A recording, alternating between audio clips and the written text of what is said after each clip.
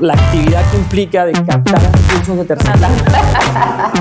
Estamos con dos amigos de la casa, Armando. Sacrificar mi salud. Yo no quiero sacrificar mi salud. Muy buenos días a todos, gracias por nuevamente el canal. El día de hoy, como siempre, con amigos de la casa, JP, y con Wilford Lamastus, CEO de Sisu Coffee y de Lamastus Family Estates, una de las familias más importantes aquí en Panamá en el agro de la caficultura, y poseen actualmente el récord del kilo de café más costoso, ¿cierto? Sí, así es. Excelente. Bueno, Wilford, cuéntanos un poco quién es Wilford, cómo tu familia entró al tema del café y sobre ustedes, ¿no? Bueno, nosotros, la familia mía, desde 1918, mi bisabuelo trabajaba en el Canal de Panamá y él decidió comprar tierras en Boquete en vez de regresarse a Kentucky, donde era originalmente él, una vez terminó su trabajo en la zona del canal. Y arrancó sembrando café. Y de ahí él se casó con una señora de Boquete, Elida, así se llama nuestra finca principal. Con ella tuvo 5 hijos, entre esos mi abuelo, que mi abuelo continuó todo el tema del cultivo de café. Y luego mi padre, de sus hermanos, es el único que siguió sembrando café con mi abuelo. Y ahora yo estoy trabajando con él desde el 2012 en el mundo del café. Y desde entonces muchas cosas han evolucionado en el mundo del café. Antes era un producto netamente commodity, que se vendía al mismo precio en todas partes del mundo. Y tú más o menos te manejabas con tu costo de producción versus el precio de mercado que había en el momento. Pero de mediados de los 90 para acá, las cosas fueron cambiando mucho, a lo cual hoy en día nosotros en verdad tenemos un producto que ya se puede considerar un producto de lujo o un producto de alto nivel que se cotiza completamente distinto que lo que se cotiza el café en la bolsa. Ok, interesante. Oye, y una pregunta, para los que no conocen tu historia, ¿cómo empezó esa pasión y cómo ha sido tu proceso manteniendo el legado familiar para Lamastus? Bueno, es una pregunta muy interesante porque fíjate que yo crecí en un mundo donde el café no necesariamente era algo tan fructífero, donde tú podías ver que había un crecimiento económico, donde había una cabida para hacer un negocio familiar. Yo veía que mi papá trabajaba con mi abuelo, después él tuvo que trabajar en otros proyectos de café aparte del de la familia, incluso trabajó en otras industrias que no tenían nada que ver con café para poder sostener a su familia, a mí, a mi hermana y a mi mamá. Y yo no veía como que había algo ahí. Yo incluso cuando estaba terminando la universidad, yo empecé a trabajar en bienes y raíces. Yo trabajé en bienes y raíces por 2 años y medio con la familia Gadelov. Y prácticamente vendía y alquilaba propiedades y estábamos manejando un proyecto también que, bueno, yo llegué a irme antes de que el proyecto se ejecutara, pero no veía que había algo dentro del mundo del café. Sin embargo, yo tenía mi cuenta de Facebook. En ese entonces mi papá no tenía Facebook y yo tenía una foto mía con toda la familia, los 4, pero yo era chiquito en esa foto. O sea, la gente me agregaba y me empezaba a escribir pensando que era mi papá y hablaban comentarios muy buenos del café y gente de diferentes partes del mundo. Claro. Y ya había ciertos premios que estaban dándose a nuestro café, pero no es que se estaba viendo una economía, ¿me entiendes?, fuerte, que tú podías decir que aquí hay para que yo entre a trabajar, para que haya un futuro. Pero sí pude ver como que esa visión. Sin embargo, no hacía mucho al respecto hasta que conocí a quien hoy en día es mi esposa. Cuando todavía no éramos ni novios, ella y un grupo de amigas estaban en Boquete y las llevé a la finca y ella me dijo: yo no puedo creer que tú estás en bienes y raíces teniendo algo tan lindo como esto. Y eso me inspiró a arrancar en el mundo del café. Cuando yo le dije a mi papá: yo voy a trabajar contigo, y él me dijo: está bien, pero no te puedo pagar $600 al mes. Y yo le dije: bueno, está bien, yo estoy en tu techo, yo como aquí, no veo problema. Pero a los meses yo dije: no, que va, no me alcanza para nada. Entonces le renuncié y traté de entrar en y regresé de vuelta, pero él un día se dio cuenta que yo no estaba como muy motivado y me dijo: ¿qué pasó con tu trabajo nuevo? Y yo le dije: no sé, no lo estoy viendo. Me dice: bueno, ven a trabajar conmigo, te pago $750 al mes. Y ahí yo dije: dale. Esa para mí era una gran diferencia. Y empecé a trabajar con él y mi papá se enfermó de cáncer, que él se tuvo que ir a Estados Unidos a un tratamiento por 8 meses prácticamente. Y antes y después de eso iba y venía. Y eso me dio como un poco más de liderazgo más temprano de lo que se estaba esperando. Claro. Y ahí empecé a entender mucho más a fondo el mercado, el negocio, los clientes, todo. Lo empecé a ver desde el punto de vista de lo que ya podía aprender de mi papá y desde un punto de vista diferente que el de él. Por suerte, esta novia, que después se vuelve mi esposa, Simi, es una diseñadora gráfica, hoy en día ni siquiera se dedica a eso, se dedica es a hacer eventos, a hacer muchas bodas, eventos corporativos. Pero en ese momento ella, con su conocimiento de diseño gráfico, yo le dije, "Ey, hay que empezar a cambiar esto, empezar a meterle marca". Claro. Y ahí empecé como un aporte distinto a lo que ya se estaba haciendo. Y entonces ya estábamos encaminados en algo que se podía ver como que podía ser sostenible a largo plazo, pero todavía no se veía. Pero creo que fue la decisión correcta y cayó el timing correcto con el tema de la salud de mi papá. Fue lo que tenía que pasar. Interesante. Y Le agarré pasión muy rápido, de verdad, para serte sincero. digo, es muy interesante lo que cuentas y partiendo de ahí, o sea, ahora mismo obviamente el café geisha panameño tiene, o sea, está en este sitial, o sea, todos los reconocimientos que tiene, pero ¿qué hace tan especial ese café? O sea, la tierra donde crece, o sea, el lugar, o sea, ¿qué características son las que lo hacen tan especial? Mira, el café panameño es el mejor café del mundo antes de que el café geisha se descubriera. ¿Vale? El café panameño, por su calidad de taza, antes de que el café geisha se descubriera, ya estaba rompiendo hitos. Había fincas panameñas que estaban rompiendo hitos de temas de calidad.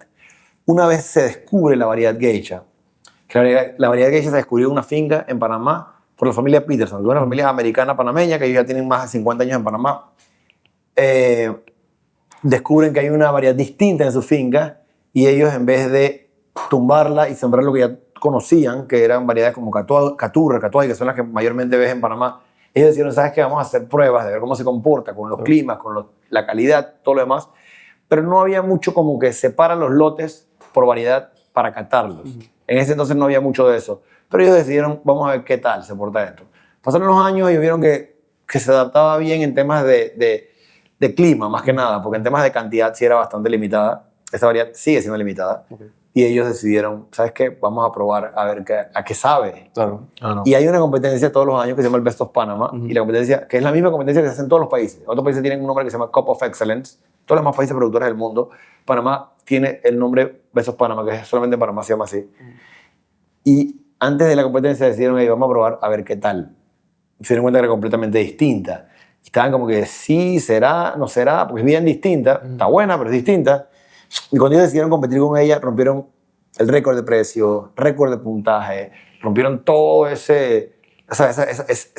barrera que había de qué tan lejos puede llegar un tema de café. Y ese año vendiéndole la libra. Automáticamente todos los productores de Panamá dijeron, hey, esta variedad es superior. Claro. Ya sabiendo que Panamá tenía ese potencial, esta variedad es superior. Y todo el mundo empezó a sembrar. Hay gente que encontró en sus fincas árboles escondidos, entre otros, y lo empezaron a sacar semillas de ahí para separarlo. Y había gente, como en el caso de nosotros, que no teníamos semillas, conseguimos semillas, hicimos nuestra propia siembra de café geisha. Con los años, la gente decía, no, cuando haya más gente con café geisha, los precios van a caer. No, que la familia Peterson le va bien porque son los únicos ahorita mismo. Pero no fue así. Con los años siguió ganando valor, siguió ganando fuerza. Cuando hay otros países como Colombia, que tiene mucho más territorio, como Brasil, que tiene mucho más territorio, empiezan a sembrar café geisha, se va a bajar el valor. No fue así. Hoy en día más de 17 países producen café geisha. La variedad geisha es, si hay una cantidad suficiente en los diferentes países, el 99% del tiempo es el mejor café de cada país. Okay. El mejor café en Colombia hoy en día es un café geisha. A veces se lo quita una finca a la otra, dependiendo, pero el café geisha es el mejor de Colombia. En Brasil, Guatemala, Honduras, cualquier país que produce café de alta calidad. Pero Panamá siempre mantuvo la calidad más alta. El puntaje más alto por los jueces internacionales, que son el mismo grupo de jueces que visitan todos estos países, y luego el mercado a la hora de las subastas ponía la plata en los cafés panameños más que cualquier otro país. Y sigue siendo así hasta el día de hoy. Interesante. Oye, y sabes que el café es una bebida diaria donde todo el mundo toma café. Yo quería preguntarte, en tu experiencia, ¿cómo ha sido la producción y evolución de la selección del café en los últimos años, sobre todo para fincas como tú, que son especializadas en su café? Cuando tú dices la selección, ¿te refieres?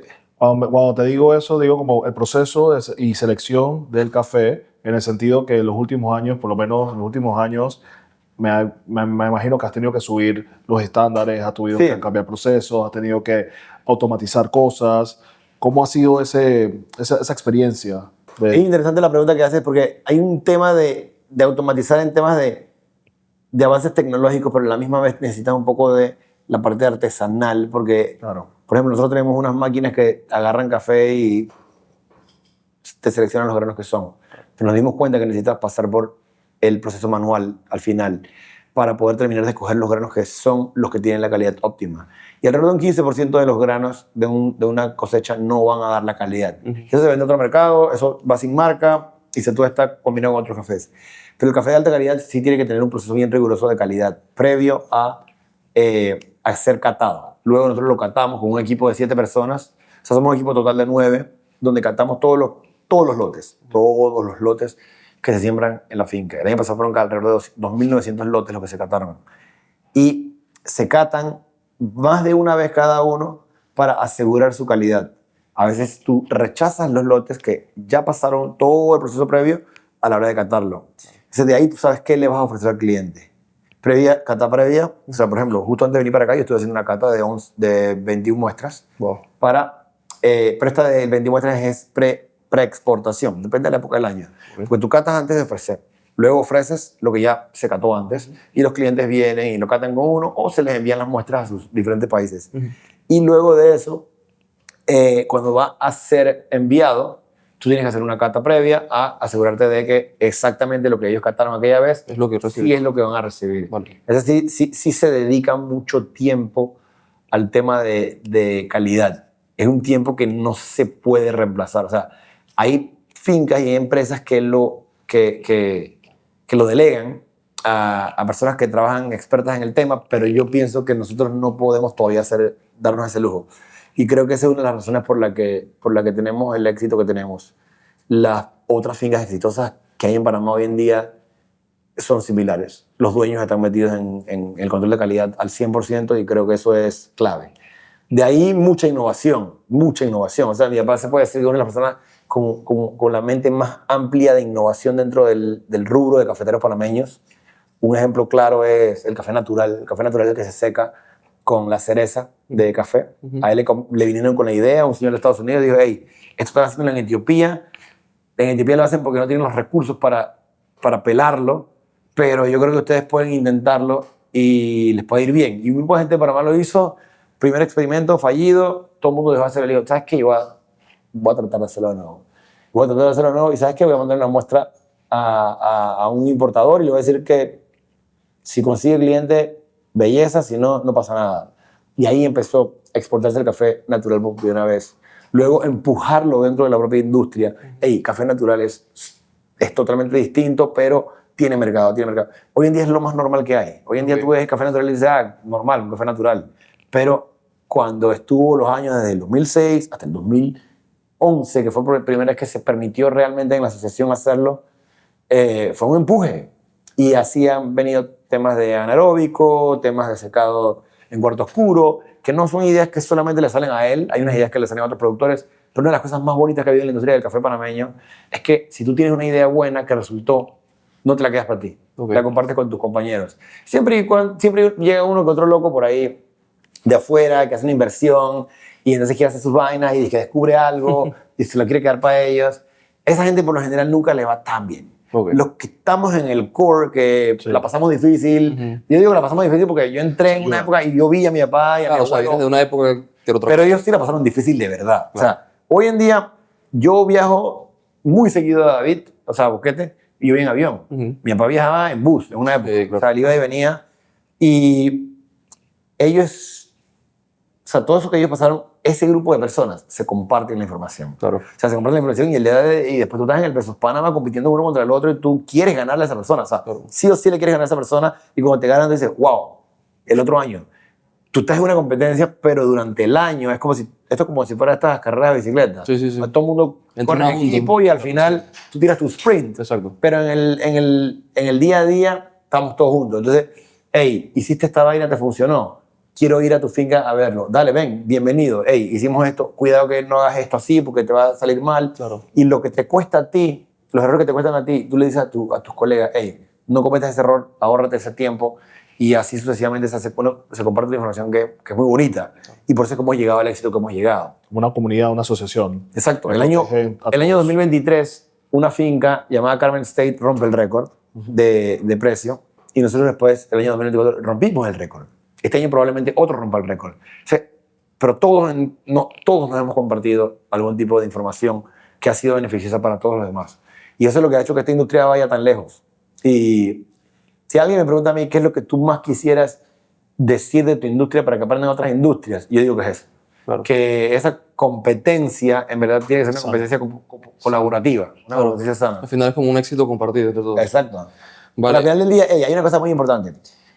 Cualquier persona que no sea un súper experto en vinos no sabe cuál es el chateau más famoso de Francia. Saben que está en Francia, pero no saben cuál es el chateau más famoso en Francia. O sea, el día de mañana la gente puede decir Esmeralda, La Mastou, eso tiene que ser un nerd de café. Claro. Pero la gente, el consumidor general, va a saber de Panamá. Hoy por hoy todavía sigue siendo bastante nicho, aunque ya se ha amplificado un poco el conocimiento en otros mercados, pero la gente tiene que saber que el café más premiado viene de Panamá. Y cuando ven Panamá en la bolsa, entonces ya saben, independientemente de la finca, ya saben, hey, este café es el que es. El estándar de Panamá. Ya no es un orgullo propio, es un orgullo como país, ¿no? Claro. Y eso es algo que me preguntaban del legado más temprano. El tema del legado, de que mi marca lleva mi apellido. O sea, yo me acuerdo de mi abuelo, cuando yo crecí, mis tíos, mi papá.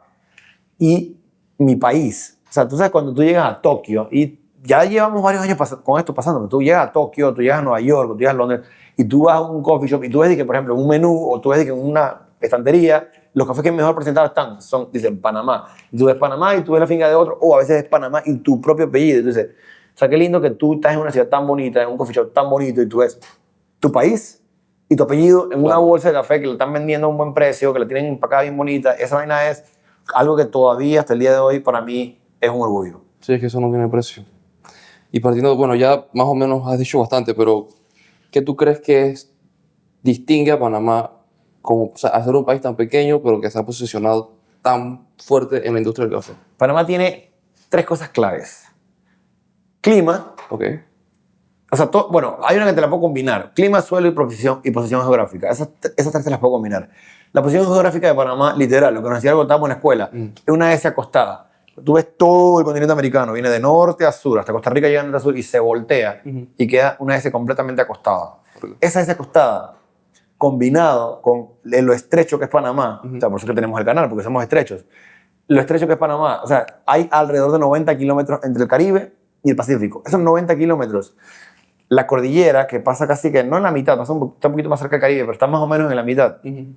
Esos 90 kilómetros hace que la variedad de microclimas que hay en un radio súper pequeño de distancia sea tan única y tan diferente que la variedad de café, o sea, la variedad de sabores y la calidad de sabores va a ser tal vez no mejor que el resto del mundo, porque uno nunca sabe cuando en Perú lleguen y nos ganen por calidad, o en Costa Rica, o quién sabe dónde, o en Etiopía, whatever, pero es único. O sea, de parte de que es único. O sea, eso no nos los pueden replicar. Okay. Combinado con el tema de los suelos volcánicos y muchos de los minerales que tenemos y los microorganismos que hay en Panamá. Todo este tema de que las aves, de que el corredor de las aves, todas esas cosas influyen en el tema del café. Porque hay muchos microorganismos y levaduras naturales que van viajando de un lado para el otro. Súmale a eso el capital humano. Y el capital humano me refiero a lo siguiente. Todos nosotros venimos de familias que o venían de Europa o venían de los Estados Unidos, que o hablaban inglés o de alguna u otra manera tenían una educación un poco más de mente amplia, porque no había población, hasta que llegaron los franceses primero, después empezaron a llegar otras comunidades. Entonces, todo eso influye en que tú tienes una apertura mental o un avance de innovar. Te doy el ejemplo. Cuando empezó la Asociación de Cafés Especiales, donde mi abuelo y los señores de la edad de mi abuelo no estaban tan a favor de, porque era una cosa como que hacer café gourmet, o sea, tú estás loco, eso no va a funcionar. Claro. Tenías a mi papá que era más joven que yo, tenías al señor Ricardo Coiner que era más joven que yo en ese entonces, y ellos estaban tratando de hacer esta asociación, y ellos eran unos pelados, y hoy en día un pelado es mucho más respetado en cualquier ámbito de negocio, pero en aquel entonces, en Boquete, no era así. Claro, sí. Y ellos van donde el señor Price Peterson, que era un señor ya más o menos de la edad de mi abuelo, y le dicen, señor Price, queremos hacer esto, pero necesitamos que usted forme parte y que nos ayude a abrir puertas. O sea, él sabía un poco menos de café que ellos, pero él tenía, o sea, venía de los Estados Unidos, conocía gente, y entonces eso era una manera muy, hey, ¿sabes qué? Yo tengo estos pelados, dale, vamos a hacerlo, y él empezó a abrir muchas puertas. Entonces eso era una forma que tomó mucho más tiempo en otros países. Y también teníamos la ventaja de que el PIB de Panamá, el café, representa muy poco. en unos países como Colombia, que representa mucho, o en Honduras, Sí. lo tienen politizado. Entonces, Claro. cualquier cambio, cualquier innovación, cualquier avance difícil. es muy difícil. Tienes menos margen de maniobra. Y acá tú puedes inventar, Claro. fracasar y volver a inventar y pegarla, cosas que no se pueden hacer en otros países. Esos son factores muy claves que han hecho a Panamá tener esa ventaja. Mira, te felicito porque aparte de eso, sé que ahora has abierto en los últimos años tu cafetería Sisu, así como un coffee studio, y me gusta mucho el concepto, he ido a varias reuniones ahí. Te quería preguntar, es un concepto innovador para mí, porque antes yo veía que la cafetería era como lo básico de siempre, lo tradicional. Cuéntame un poco de ese concepto, qué experiencia es lo que querías mostrarle a los amantes del café y qué es lo que quieres que se lleven los que van ahí a tomar café. Mira, si tú te pones a ver el café geisha, o sea, si tú así tú lo compras en $10, que $10, a veces la gente por ahí dice que caro un café de $10, pero es bien barato. Pero tú compras un café geisha normal, que no tiene premios ni que es de subasta, en cualquier sitio tú encuentras en 25 o $30 la taza. Los que son de subasta llegan a 100, 150, incluso hasta 600 y pico dólares se venden en algunos casos, pero esos son casos más raros.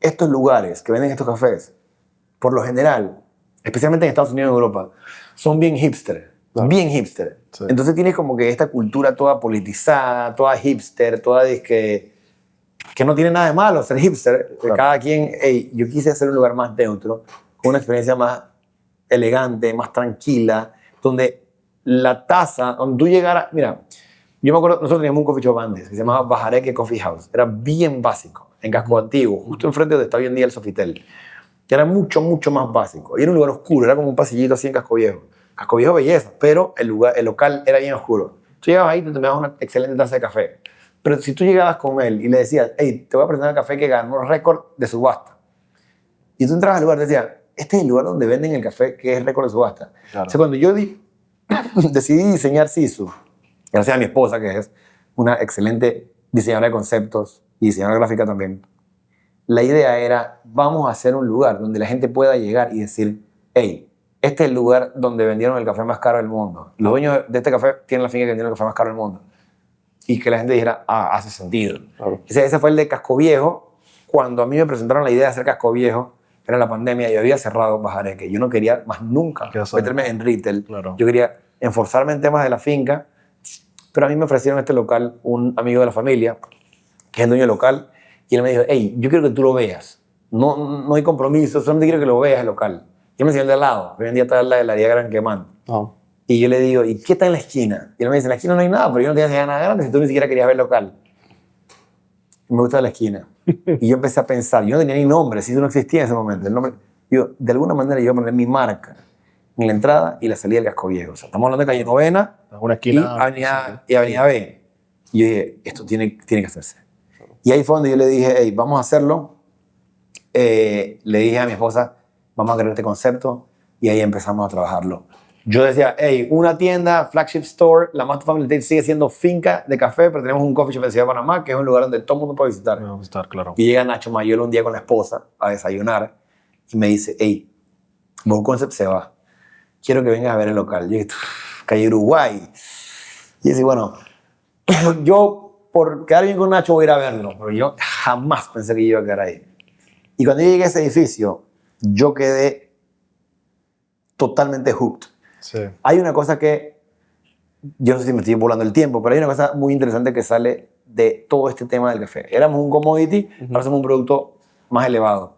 Abrimos el primer coffee shop siendo un poco más como, hey, tómate tu taza de café que está buena y ya, para elevamos un poco el concepto. Empezamos lo que es la subasta privada del café, o sea, un concepto donde vendemos nuestros mejores lotes con una subasta, que el mercado decía cuánto lo quieren pagar por ello. Para ello, mi esposa creó este concepto que todos los años cambia, bien interesante de diseño, y mi papá siempre tiene como un término con todo el tema de la innovación del café, de cómo secas el café, de cómo lo fermentas, toda esta vaina. Él dice, nosotros somos diseñadores de tazas de café, hacemos diseños de sabores de café. Mi esposa es diseñadora, hizo el diseño del concepto. Mi papá decía esta vaina, somos diseñadores de café. Y todo ese tema de diseño, cuando yo llegué a ese spot Sí. de Mayol, siendo Go Concept, que Go Concept estaba bonita la tienda, pero era completamente distinto a lo que tenemos ahorita, Sí. yo dije, esto es exactamente lo que siempre hablamos. Sí. Y dije, ¿sabes qué? vamos a abrir un CISO aquí. Y ahí empezamos a trabajar, o sea, el anterior se hizo con un grupo de arquitectos, área de arquitectos de Boquete, el concepto que lo creó Simi, mi esposa. En esta Simi se sienta con los arquitectos de Mayol y esto es un equipo muy, muy fuerte. Y ella estaba muy preocupada porque iba a ser el proyecto, iba a ser la cara de presentación de su oficina. Obvio. Y le metimos. Y ahí salió el resultado de ese. Y luego a mí me dijeron, hey, ¿por qué no eres en Santa María? Y yo llamé a diferentes personas y digo que los locales los venden. Un poco por un local. Y me dice Ignacio Mayol, hijo, te conseguí un local. Es más, hay 2 locales que me gustan. Y digo, vamos a juntar los locales. Te los conseguí y te los van a alquilar. Cuando fuimos a ver locales, dije, es que este es el que es. O sea, para los que se ubican, la plaza es súper nueva. Acaban de quitar lo que era tapando la construcción. Sí. Así que el que ha ido podrá entender que es la esquina que está prácticamente más cerca de lo que es el driveway del hotel. Y en esa esquina vamos a abrir el tercer CISO. Wow. Y estamos también diseñando con los Mayol. Y ahora mismo el diseño está agarrando forma, está muy bonito, un poquito distinto que el otro, pero la idea es esa, elevar la calidad de cómo se sirve una taza de café panameño. Claro. Y una cosa que pasa mucho, que en parte me enorgullece, en parte no. Cuando la gente entra y dice, esto no parece Panamá. Digo, bueno, el café es panameño, los dueños somos panameños, el que lo diseñó es panameño. Por parte tú sabes que la gente está diciendo un cumplido. Sí, Pero al final lo que tú quieres es decirle a la gente, hey, no necesitas ser de cierta forma para decir que eres Panamá. En Panamá se pueden hacer cosas muy, muy bonitas también. Ese sí me gusta como que expandir un poco la experiencia y llegarle ya al mercado, al consumidor final, a las personas que se dedican a otras cosas, pero simplemente siguiendo para una buena taza de café. Y te das cuenta de una evolución. En Santa María, perdón, en Calle Uruguay lo ves más que en Casco, porque en Casco es más gente que viene de visita y no hay tanto recurrente como en Calle Uruguay. Pero cuando tú llegas a Calle Uruguay, tú ves a la gente que cuando recién abrimos, tú veías que su capuchinito en la mesa. Hoy en día tú ves a esa gente tomando café filtrado. Y tú no sabes quién es. Porque yo no fui el que les dije, hey, pidan esto. Y deje que la gente sea libre y pida lo que quiera. Pero tú te vas dando cuenta que la gente empezó a tomar café filtrado. Y tú te das cuenta que ya tú transformaste gente a volverse real coffee lovers. Nada en contra del capuchino, solamente que a veces la gente toma capuchino porque es una forma más fácil de consumir el café con la leche. Sí. Pero una vez tú ves a la persona tomando straight black coffee, es porque ya la persona quiere tomar café. Claro. Y eso es algo que yo lo he visto muy bonito, como yo veo gente que trabaja por el área o que vive por el área y va a regular, han ido evolucionando a eso. Digo, la pregunta que te iba a hacer era en esa misma línea, o sea, que cómo tú has visto la evolución de la cultura del cafetero aquí en Panamá. Panamá está muy avanzado en la cultura del café. Y eso es algo que yo creo que el panameño no entiende. Yo creo que pasa mucho porque el panameño está orgulloso de ver las noticias a favor de café. Okay. Y también porque en Panamá se han abierto coffee shops muy buenos. Claro, sí. En Panamá, alrededor de toda la ciudad de Panamá hay coffee shops muy buenos, de muy alta calidad. Y tienen lugares como, por ejemplo, Crume. Ellos no son principalmente café. Ellos son pan y hacen pan de alta calidad y ellos se dedican a hacer un pan que es una locura. Pero se encargaron de que el tema del café fuera también una prioridad para ellos. Entonces tú te vas a un lugar y quieres ir a comerte un buen sourdough, terminas tomándote un buen café también. Tienes grandes influencias del mundo culinario de Panamá, como lo es Mario Castrellón, que ellos abrieron Café Unido en su tiempo, ya ellos no están con Café Unido, pero ahora tú vas, por ejemplo, al nuevo proyecto de ellos en Costa del Este y tú ves un café excelente ahí. Tú ves al público que está on board con el tema del café porque las grandes influencias culinarias de Panamá y por las noticias positivas. La gente le gusta las noticias positivas. Es una cosa que la mayoría de las veces tú ves noticias sensacionalistas, negativas, pero cuando hay una noticia de café, estoy hablando con diferentes personas de los medios, las reacciones son positivas. A la gente le gusta ver eso. Y siempre tú ves uno que otro loco diciendo su comentario negativo. Sí, como todo. Pero la mayoría de la gente que no hace comentarios, la mayoría de la gente que lee la noticia no va a comentar. Y la ven de una manera positiva. Y eso la gente lo tiene motivado. Hay un tipo que es el campeón barista mundial. Él es de Indonesia. Tipo bien famoso en el mundo del café. Y ahí en Indonesia es más famoso que el carajo. Él le hizo una pregunta de que ¿cuál es una de las ciudades donde tú consideras que hay mejor coffee scenery? No coffee de finca de café, coffee scenery. Él dijo, Panama City. Y es la verdad. Y en Panamá todavía no lo entendemos. Ya nos hemos vuelto un poco consentidos con ese tema. Pero aquí tú te vas por calle 50 y van a haber varios lugares donde te puedes tomar una buena taza de café. O sea, ya lo normalizamos, porque la gente de afuera sí lo nota. Es verdad. Nos hemos normalizado en Panamá, pero ahí, y cada vez vamos para allá. Correcto. Tú cada vez ves más gente interesada. Ahora, de interesarte a ejecutarlo es un poco complejo. Sí. Esta es la desventaja que tenemos con el vino. El vino tú agarras y tú nomás tienes que encargar de que la botella esté en buena temperatura. Con el café sí es un proceso un poco más complejo, pero el interés que hay en hoteles, restaurantes, de que sí puedan salir una buena taza de café, es bastante. Y algunos se demoran un poquito más que otros, pero todo el mundo está como que con ganas de poder servir un buen café en sus negocios. Vale. Oye, está interesante porque yo sí creo que esas noticias ayudan a la gente como a tranquilizarse y decir, en Panamá se están haciendo las cosas bien. Si te das cuenta, en los últimos años todo el mundo habla de boxeo, pues hemos tenido buenos boxeadores, el canal de Panamá y todo lo bonito que hemos hecho en real estate, pero ahora hablan de geisha, o sea que es una razón más por qué venir a Panamá. Creo que también el turismo del café también es un poco que también se ha empezado a ver acá.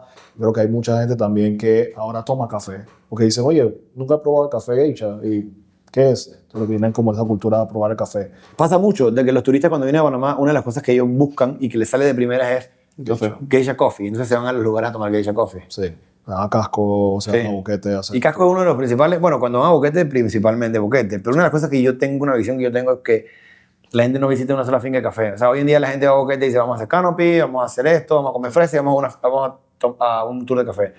Yo sí creo que pronto va a haber como... La única vez que yo he ido a Napa Valley, yo fui a Napa Valley y yo fui a 3 viñedos en la mañana, almorcé, 2 viñedos más en la tarde, al día siguiente fui a 2 viñedos más. O sea, ¿me entiendes?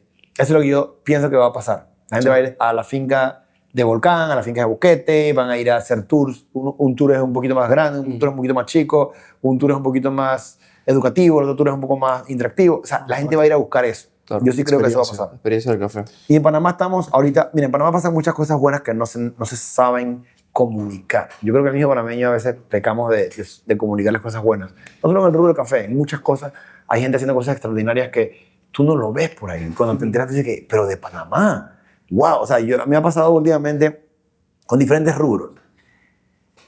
Hay una cosa que está pasando, que vamos a tener en Panamá, que es un evento. Hay un evento que se llama el World of Coffee. Ok. World of Coffee acaba de pasar en Geneva. Yo no pude ir porque mi hermana acaba de tener bebé y entonces mi hermana iba a tener bebé y caía en la misma fecha. Pero el World of Coffee en Geneva es un evento importantísimo. Antes de eso hubo uno en Yakarta, Indonesia, en Dubái, que fue el que el año pasado fui a Dubái. Entonces, en todas estas ciudades grandes hacen este World of Coffee. No todas las ciudades lo tienen, obviamente. En Latinoamérica nunca se ha hecho uno. Ok. Y desde el 2019 yo empecé a hablar con Organizadores. con la organización. Es un griego que vive en Los Ángeles, que su oficina está en Los Ángeles. Yo quiero hacer un evento de esto en Panamá. Tal vez no ese, uno más chico, pero que ustedes me ayuden. Y con el tiempo el tipo me dijo, ¿sabes qué? Why not World of Coffee? Y dije, 100%. O sea, hoy en día está... Entonces, paralelo a eso, me acuerdo cuando la Cámara de Comercio nos decía, hey, hacer una vaina de café en Expo Comer. Lamentablemente Expo Comer choca con la Feria de China, que es una feria muy importante. Entonces no hemos podido como que hacer algo en Expo Comer. Pero desde ese entonces que Expo Comer empezó con ese tema, cuando este tipo me dice World of Coffee y lo hacemos en Panamá, dos ediciones en Panamá y así arrancamos Latinoamérica, después obviamente nos vamos a tener que mover a otros países de Latinoamérica, México, pero Panamá es los primeros 2. Dije, dale, perfecto. La asociación on board. ¿Qué sabemos nosotros de esos eventos? Y yo me acuerdo que yo dije, hey, la Cámara de Comercio está interesada en Brasil. Llamé a la Cámara de Comercio, en ese entonces estaba José Ramón en mi casa, y le dije, no va el tema de Expo Comer por ahora, pero queremos hacer esto. Bueno, vendría José Ramón fue la primera conversación con Duque. No, ¿cómo se llama? Se me olvidó el nombre del presidente anterior. Con él, el presidente anterior fue que le dije, hey, necesitamos hacer este evento. No vamos a poder entrar ahorita en Expo Comer, las fechas chocan, pero ustedes tienen el expertise de los proveedores, de los stands, del convention center, de todo lo que se requiere. Nosotros tenemos la expertise del café y conocemos a la gente del mundo del café. On board, de una vez. Hoy tuve 2 reuniones con la Cámara de Comercio, una a las 9 de la mañana y una a las 1 de la tarde. Entonces, ese evento viene y es un evento que se espera que vengan alrededor de 13.000 a 15.000 personas, lo cual es importantísimo para Panamá. Sí. También queremos hacerlo full porque no todos lo hacen como para el consumidor, o sea, para la gente Sí, claro. que el consumidor normal, sino que lo hacen business to business. Pero nosotros sí queremos darle ese elemento de business to consumer, porque queremos que la gente de Panamá diga, hey, ¿sabes qué? Sí. Vámonos para el convention center a tomar café y a conocer lo que hay de Claro, afuera y de aquí. Que se empoderen del evento y del café para mí, ¿no? Sí. Así. ¿Cuáles son los retos tú como productor panameño ves en el café de especialidad para los próximos años? Bueno, el clima es un tema complejo porque a medida que se va calentando Boquete, se pone un poquito más complicado el tema de la calidad. Eso es un reto muy importante. Nosotros tratamos de sembrar lo más alto posible. También hay otros temas que sí hay límite de tierra, porque hay protección del Parque Nacional que ya te limita lo que puedes hacer como actividad agrícola. Y ahí es donde está el tema. O sea, hay una limitante de tierra y también una limitante con el clima. Es decir, mientras se va poniendo caliente, lo que eran 1500 metros de altura antes, Sí, de más arriba. ya no estaba dando la misma tasa que daba antes. Entonces, esos son temas un poquito más complicados para nosotros, que nosotros prácticamente lo único que tenemos es para sembrar más para arriba. Y a modo de curiosidad, ¿visualizas que a futuro usen invernaderos o algo de tecnología para Yo pienso que contrarrestar eso? todo es... o sea, uno tiene que estar abierto a todo. Claro. Ahora mismo no lo veo como una solución a corto plazo, pero muchas de las cosas que tú ves hoy en día que están ocurriendo en café, nadie nunca se las iba a imaginar. Por ejemplo, mi abuelo no se imaginaba las ideas que traía mi papá. Entonces yo pienso que sí, uno sí tiene que ir explorando todo eso. Me acuerdo de una señora que me dice que, oye, pero si los israelíes son los que, todo lo que temas agrícolas, ellos lo replican y lo hacen mejor en Israel, como el whisky, el vino, no sé qué. Entonces yo le dije, bueno, el día que los israelíes hagan que un café sepa así en el desierto, yo creo que a mí es el que me van a contratar como asesor. Claro. O sea que el día que pase, belleza, así hacemos más sostenible este tema de café. Sí, 100%. Por ahora no sé, pero uno siempre puede ir explorando y entonces una de las cosas que nosotros como asociación, mira, el evento se espera que genere un buen dinero para la asociación. Ese dinero va a ir para la ciencia. Okay. Porque una de las cosas donde fallamos como país, y sí han habido Indicasap, Senacid, han hecho sus esfuerzos, pero son pocos. ¿Sabes? Que este país no le da mucho presupuesto a estas organizaciones. Nosotros queremos, de una manera independiente, poder ver cómo nosotros podemos invertir en ciencia. Claro. Porque sí es algo que tenemos que ir empezando a estudiar. Totalmente. Y bueno, en el turismo del café que hablamos un poquito, ¿crees que Panamá podría ser una ruta más grande para el turismo de café comparado como con Colombia o otros países que la gente viaja exclusivamente para venir a tomar café? Yo sí creo, y creo que la razón por la que no ha pasado antes es porque todo está muy politizado. Entonces cuando llega un gobierno con una idea, después llega otro con otra idea, y entonces no te dejan avanzar, entonces te llevan un montón de reuniones. Pero yo creo que ya nosotros como colectivo tenemos que empezar a enfocarnos en eso, y eso es una de las cosas que estamos haciendo ahorita mismo. ¿Y cuándo sale este episodio?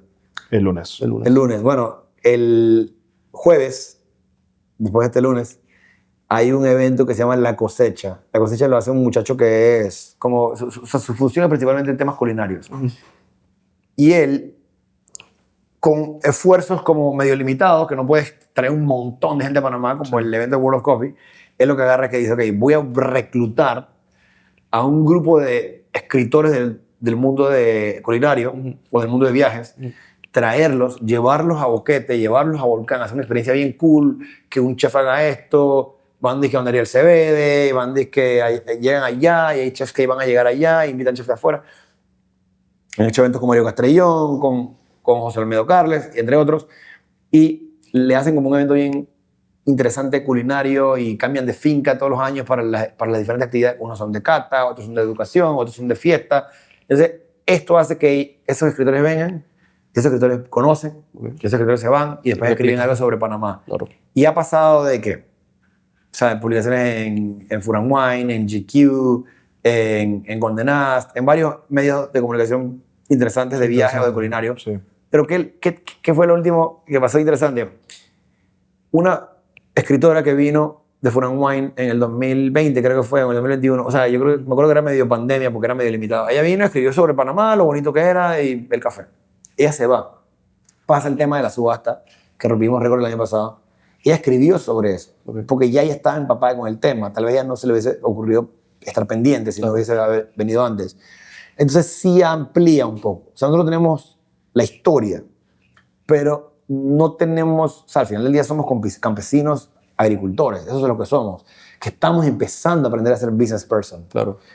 todavía nosotros no tenemos ese conocimiento de PR o ese conocimiento de llegar allá. Todavía estamos aprendiendo y tal vez las generaciones como la mía podamos ampliar un poco más a las generaciones anteriores, pero todavía estamos en una curva de aprendizaje. Claro. Y partiendo de ese punto, ¿qué diferencia tú ves que hay entre el consumidor de café internacional y el consumidor panameño? Buena pregunta.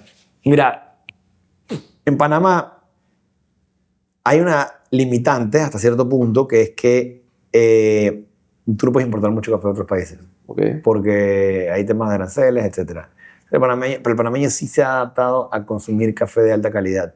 Y yo creo que la diferencia no es tanta. Tal vez hay gente más dispuesta a pagar por café caro en otros países, Claro. Sí. como son los países asiáticos, que no crecieron con una cultura de café. Pero es diferente en los países europeos, porque los países europeos la gente crece con este café que ellos, o sea, los italianos principalmente. Sí. Tú vas a Milán y te encuentras cafeterías de alta calidad, pero tú vas a Roma, imposible. Y en Roma ellos creen que ellos son los que mejor tienen café, pero el café de ellos es café ultra quemado, que te lo sirven en un expreso súper corto. Y esa es la cultura de ellos, y es difícil cambiar una cultura como esta. Pero en Panamá también hay un poquito esa cultura, pero la gente es un poco más abierta. Entonces yo creo que la gente en Panamá sí está un poco más abierta a eso. Y te das cuenta con las diferentes edades. La gente más joven está mucho más abierta a la idea de consumir un café de alta calidad. Pero, por ejemplo, tú tienes ciudades como Riyadh o los Emiratos. Los Emiratos es súper interesante. Porque tú llegas a los Emiratos Árabes Unidos y tú vas a un coffee shop. En los Emiratos Árabes Unidos las zonas donde venden licor son limitadas. Son zonas que están permitidas porque hay un hotel o algo así. Entonces tú vas a los Emiratos y tú vas a un coffee shop y tú ves el coffee shop en la mañana, al mediodía, en la tardecita, lleno. Todo tipo de gente, pues sabes que en los Emiratos, especialmente en Dubái, vive todo tipo de gente. Expat. Cuando se hace de noche, tú no ves árabes. Solamente ves árabes. Yo llegué a un lugar, a un coffee shop bien bonito que se llama Origins, allá en Dubái. Yo no iba para Origins, yo iba para un bar. Y yo busqué el bar y yo llegué en el Uber, me bajé y yo veo así en la ventana y hay un coffee shop que se ve bonito. Y yo digo, voy a ver qué hay ahí. Y de repente le decía, ¿están abiertos? El tipo me mira con cara como que obvio que estamos abiertos. Y después me di cuenta que abrían hasta las 12 de la noche. Y yo entré al lugar y estaba puro árabe. Okay. Ya, después yo subí y en el piso de arriba tenían ya los bares, restaurantes, que están todos como es como el compound del Four Seasons, que tienen un montón de restaurantes y bares. Pero en el piso de abajo estaba ese coffee shop. Y después me puse a investigar un poco más. Esta era mi primera noche en Dubái. Esa es su forma de ir a dating o a socializing. Sí, socializing. Los jóvenes. Esa es su forma, porque ellos no toman licor. Entonces ellos van a un coffee shop y toman café y toman... Y fuman chicha. Ajá, y entonces llegan ahí, conocen gente o van con sus amigos y no necesariamente ellos arrancan el día tan temprano, porque como es tan caliente, Sí. y tú te imaginarás eso en Riyadh, que es una ciudad full musulmana, donde, porque el musulmán de Dubái es un poco más abierto que el de Arabia Saudita. Y eso es tomar café. Entonces, ellos han evolucionado mucho su paladar a tomar cafés de este tipo. Porque ellos crecieron con café, pero crecieron con un café que es totalmente distinto. Y no es el café turco ese que en Panamá la gente de descendencia árabe nos presenta. Esto es un café que ni siquiera tuestan. Es una cosa amarilla con cardamomo, es una cosa completamente distinta. Pero esas culturas se han adaptado más a estas bebidas, porque no toman licor. Acá todavía uno, sí, te tomas un café en el día para ir a un brunch o para ir a una reunión de trabajo, pero ya cuando empieza tu socialización de la tarde y de la noche, ya la gente sí se va a un bar. O sea, ahí está la diferencia del consumo. Ya después de las 3 ya la gente no quiere tomar café. Ya a las 4 o 5 la gente dice que bueno, vamos a un after office, copa de vino y vamos a hacer negocio. Sí, exacto. Te quería preguntar algo. De lo que estás contando exactamente, ¿por qué en Panamá las cafeterías no abren hasta las 12 como en otros países? ¿Sabes que no hay mercado todavía para tan tarde? Creo que lo más tarde he visto hasta las 10 y creo que es el Coffee Bean de Avenida Alboa, el Boutiques. Y hay gente a esa hora, ¿tú crees? Pero ¿sabes qué lo pasa ahí? Gente que pasa con un frío, un chai o algo y sigue. Pero Sí. también hay gente que se pone a estudiar ahí. Pero no... Bueno, mi esposa hace reuniones a veces de noche. Ella como hace eventos, a veces la gente se reúne después de las horas de oficina Sí. y la hacen en Coffee Bean de Balboa Boutique porque está abierto. Sí, Tienen como un coworking arriba y todo. Sí, pero bueno, yo me acuerdo cuando Unido abría a las 8:30 de la noche en Coco del Mar al principio y no pegó. Está vacío. Y no pegó. Yo abro hasta las 6 de la tarde lo más tarde Pero unido quizás también era por la ubicación, porque esa calle después de las 6 ya como que... Tal vez en Santa María piensen abrir un poquito más tarde porque ya es residencial. Exacto. Sí. Y porque yo me he dado cuenta, saliendo en el hotel, digamos que yo salgo de una actividad a las 6:30 de la tarde, 7 de la noche, esas actividades que hacen ahí con speakers, tú ves bastante gente en la cafetería del hotel. O sea que sí se ve como un movimiento a esas horas. Sí hay ahí. movimiento, lo diría. Y mucho porque a veces estás en una reunión, no puedes comer porque ya tienes una cena, entonces Sí. un café rápido. Sí, toma un café ahí, O pa. hay gente que dice, oye, ¿sabes qué? A las 8 de la noche, oye, ya cené, a esta hora no voy a comer, vamos por un café. Entonces, pero no tienes opciones porque todas las cafeterías cenan a 8:30. Es cierto. 9. Exacto. Entonces al final te toca ir a un restaurante cualquiera y hacer lo mismo que podrías hacer en una cafetería. O sea, Pero te voy a explicar una cosa también.